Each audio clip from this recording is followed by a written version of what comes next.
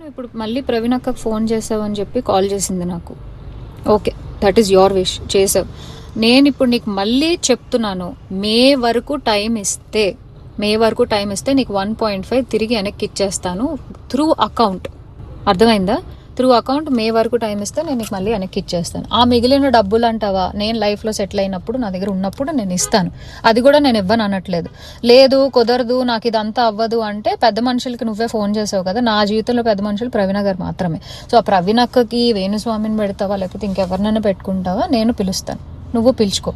Okay, నేను ఇంకా నీ ముఖం చూడాలనుకోవట్లేదు, ఈ విషయం గురించి మాట్లాడాలనుకోవట్లేదు. నాకు మే అనే ఒక్క టార్గెటే కనబడుతుంది, ఆ మే వరకు నేను నీకు డబ్బులు ఇవ్వాలి అంతే.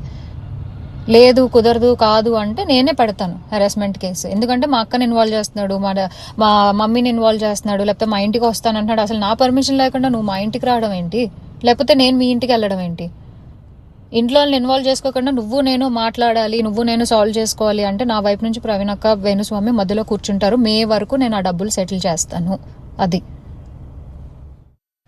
సో నటి ఇన్ఫ్లుయెన్సర్ యాంకర్ అశురెడ్డి వ్యవహారంలో కొత్త ట్విస్ట్ అని చెప్పాలి. ఒక పక్క అశురెడ్డి తనని మోసం చేసింది అంటూ Dharmendra alias Venkat police complaint ఇచ్చిన విషయం తెలిసింది. ఒక పక్క ఈ విషయం పోలీస్ స్టేషన్లో ఉండగానే మరోవైపు ప్రైవేట్ గా ఈ అంశాన్ని సెటిల్ చేసుకోవడానికి అశురెడ్డి వైపు నుంచి ప్రయత్నాలు మొదలైనట్టుగా తెలుస్తోంది. దానికి సంబంధించి వెంకట్తో మాట్లాడిన ధర్మేంద్రతో మాట్లాడిన ఆ ఫోన్ కాల్ ఆడియో కూడా ప్రస్తుతం బయటకు వచ్చింది.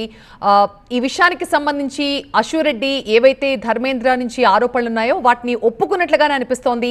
ఈ ఫోన్ కాల్ సంభాషణ వింటే మే వరకు టైం ఇస్తే 1.5 కోటి వెనక్కి ఇచ్చేస్తాను, ప్రస్తుతం నా టార్గెట్ ఆ 1.5 కోటి నీకు రిటర్న్ చేయడం, అది కూడా బ్యాంక్ అకౌంట్ త్రూనే ఆ డబ్బులు ఇస్తానని చెప్తోంది. నేను మిగతా డబ్బులు కూడా నేను ఇవ్వనని చెప్పట్లేదు, ఇస్తాను, ప్రతి పైసా తిరిగి ఇచ్చేస్తాను. బట్ నేను లైఫ్లో సెటిల్ అయిన తర్వాత ఎప్పుడో అప్పుడు ఆ డబ్బులు కూడా వెనక్కి ఇచ్చేస్తాను. లైఫ్లో ఇంకొకసారి నీ మొహం నేను చూడదలుచుకోలేదంటూ ధర్మేంద్రకి చాలా క్లియర్గా అశురెడ్డి చెప్పిన ఆ ఫోన్ కాల్ సంభాషణ మనం విన్నాం. కావాలంటే పెద్ద మనుషుల్ని తీసుకురండి, నా తరపున ప్రవీణ అండ్ వేణుస్వామిని తీసుకొస్తాను, వాళ్ళ ముందే కూర్చుని మాట్లాడుకుని తేల్చుకుందాం.